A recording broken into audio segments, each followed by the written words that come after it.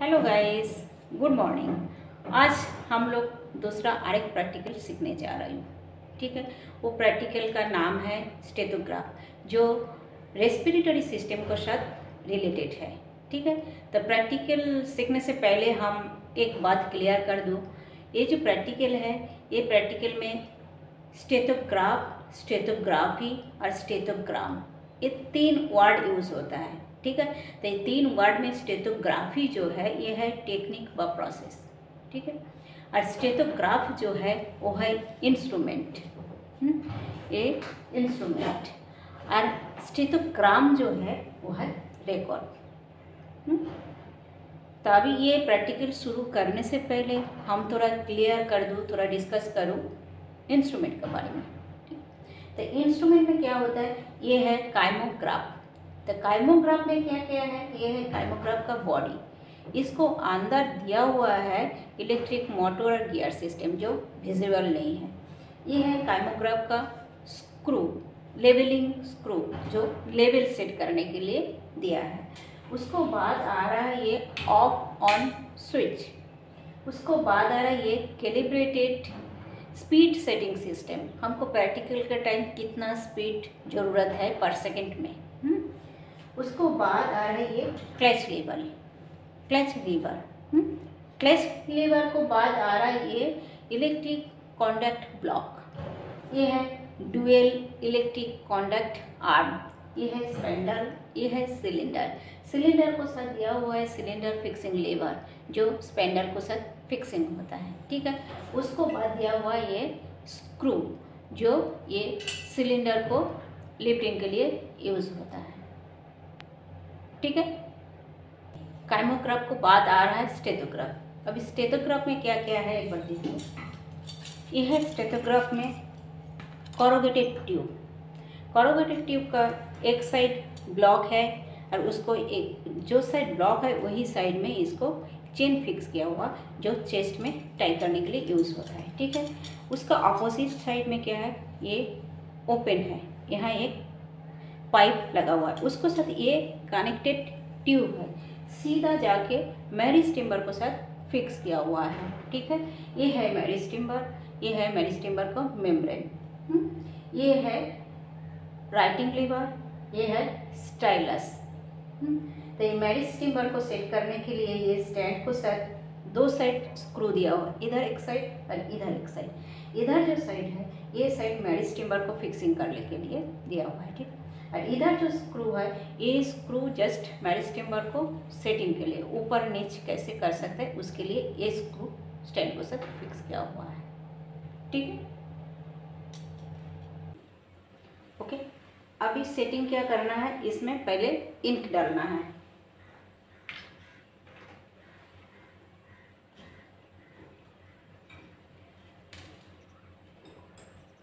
Ink भी बहुत सावधानी से डालना है, जो बाहर ना आ जाए।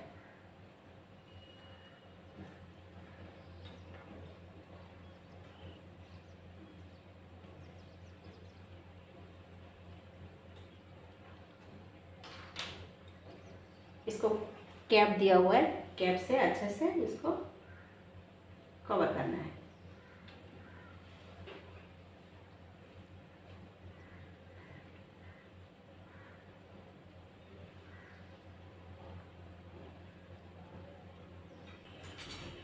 ओके, अभी ये सीट कैसे करना है, ये जो कोरुगेटेड ट्यूब है, ये कोरुगेटेड ट्यूब सब्जेक्ट को चेस्ट का ऐसे पोर्शन में टाई करना है जहाँ मैक्सिमम एक्सपेंस होता है। ठीक है, एक्सपेंशन मैक्सिमम होता है। तो वो पोजीशन कहाँ होता है, फोर्थ इंटरकोस्टल स्पेस। ठीक है, तो ये पोर्शन में आता है। हाथ को थोड़ा ऊपर करो, हाथ को ऊपर करो।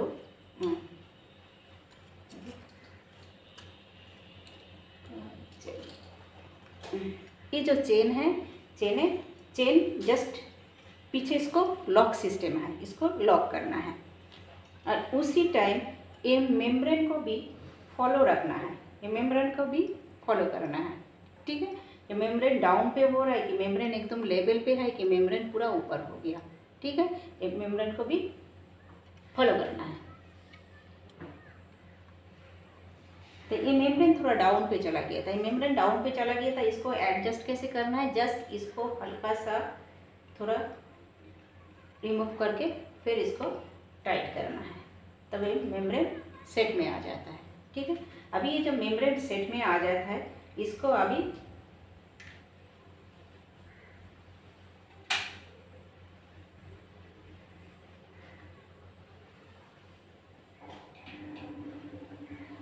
कैमोग्राफ को ऑन करना है।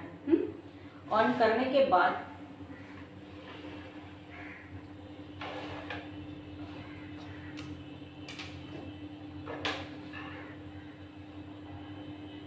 ये जो स्क्रू है, स्क्रू से इसको एडजस्ट करना है।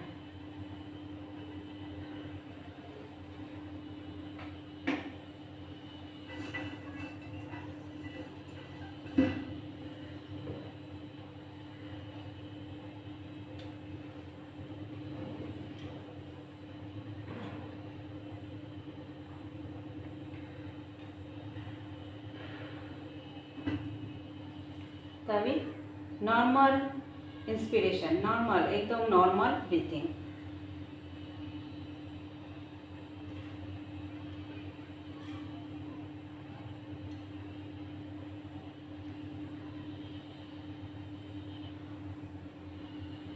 उसके बाद मुंह लगा के पानी को स्लोली पीना है, स्लोली मुंह में पानी डालो, हाँ स्लोली पीना है।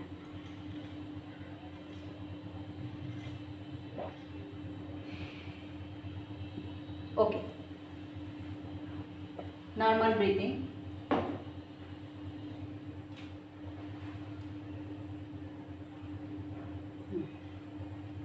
इसको बाद नॉर्मल ब्रीथिंग कंटिन्यू करिए, हम बता रहे हैं। डीप इंस्पिरेशन करके होल्ड करना है ब्रीथ को, ठीक है, जब बोलेंगे।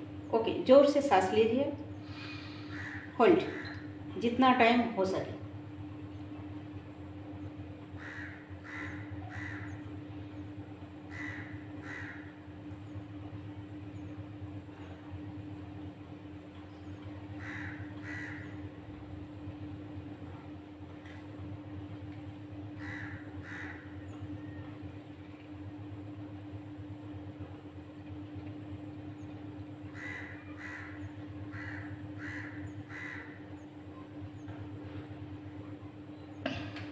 ओके,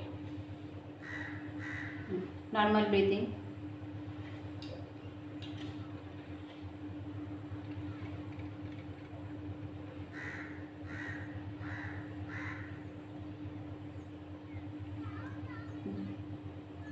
इसके बाद हाइपर वेंटिलेशन, जोर से सांस लेना है, जोर से फेंकना है, बॉडी को सेक नहीं करना है। 20 टाइम्स, 1 2, जोर से 3 4 5 6 7 8 9 10 11 12 13 14 15 16 17 18 19 20। Okay, normal.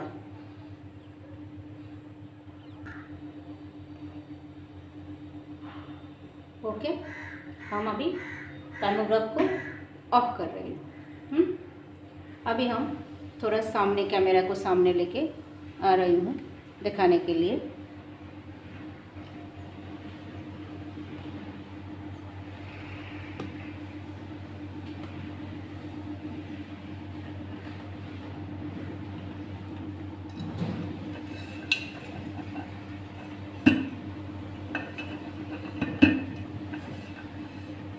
ठीक है, ये है नॉर्मल, ये है डिग्लूटिशन एफनिया, फिर नॉर्मल, उसको बाद डीप इंस्पिरेशन के बाद ब्रीथ होल्ड, उसको बाद फिर नॉर्मल, उसको बाद फिर हाइपर वेंटिलेशन, उसको बाद नॉर्मल हो गया। ठीक है, एक्चुअली रेस्पिरेटरी सिस्टम में क्या होता है, जो जो करता है काफिंग, लाफिंग, टॉकिंग, रीडिंग, स्नीजिंग, सबको अलग अलग इफेक्ट आ जाता है। हमने जस्ट इसमें 4 इफेक्ट दिखाया है। ओके गाइस, इतना टाइम हम लोग देखा फर्स्ट स्टेथोग्राफ मतलब इंस्ट्रूमेंट, उसको बाद देखा स्टेथोग्राफी मतलब एक्सपेरिमेंट, उसको बाद अभी देख रही हूँ स्टेथोग्राम मतलब रिकॉर्ड। ठीक है, तो रिकॉर्ड में क्या क्या है, हम सब्जेक्ट को जस्ट 4 इफेक्ट लिया है। इफेक्ट तो ऐसे बहुत कुछ है, लेकिन हमने 4 इफेक्ट लिया है।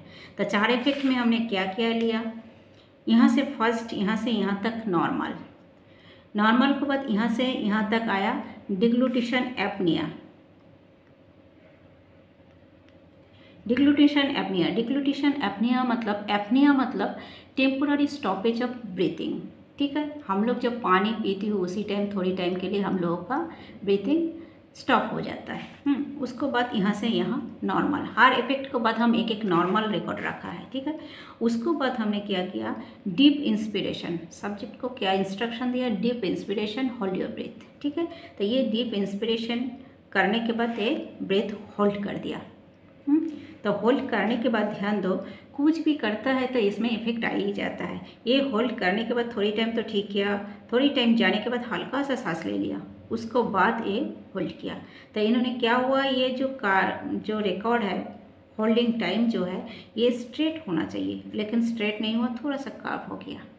ठीक है, इसका मतलब ये एबनॉर्मल नहीं है, लेकिन वो थोड़ा ज़्यादा टाइम खींचने के लिए शायद ये हल्का सा सांस ले लिया। ज़्यादा से ज़्यादा स्टूडेंट यही करता है। ठीक है, उसके बाद ये आ रहा है ब्रेकिंग पॉइंट, उसको बाद आया नॉर्मल, नॉर्मल को बाद यहाँ से यहाँ तक आया hyper ventilation, deep inspiration force expiration, hyper ventilation. तो हाइपर वेंटिलेशन कितना टाइम किया, 20 टाइम्स। ये 20 टाइम्स हाइपर वेंटिलेशन करने के बाद इधर ध्यान दो, थोड़ा सा ये कर्व बड़ा हो गया, इसका मतलब ये थोड़ा एफनिया आ गया।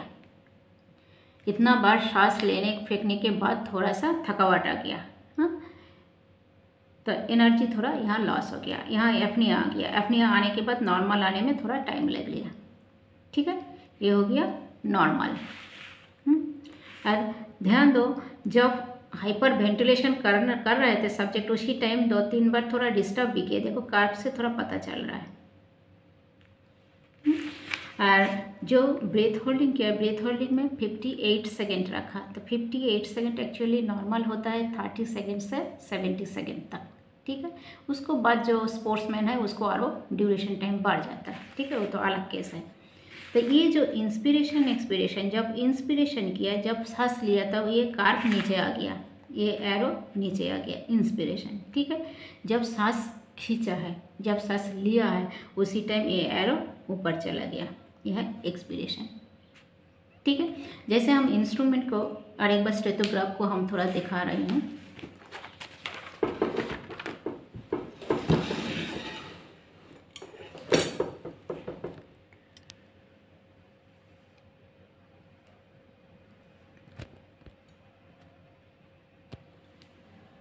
ये जो है स्टेथोग्राफ, स्टेथोग्राफ में ये जो कॉरोगेटेड ट्यूब है, अरे ये जो मेम्ब्रेन है, ये है राइटिंग लीवर।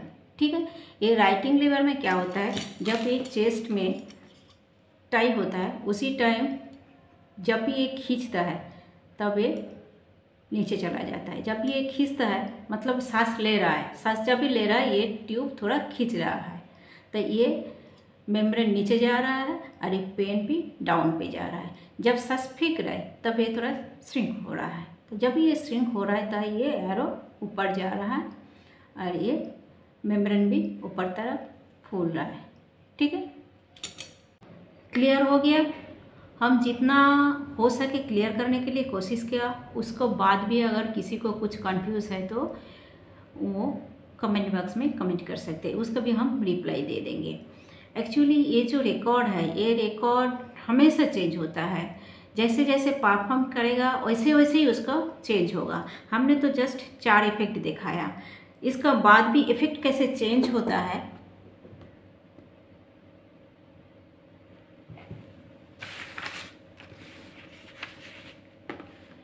जैसे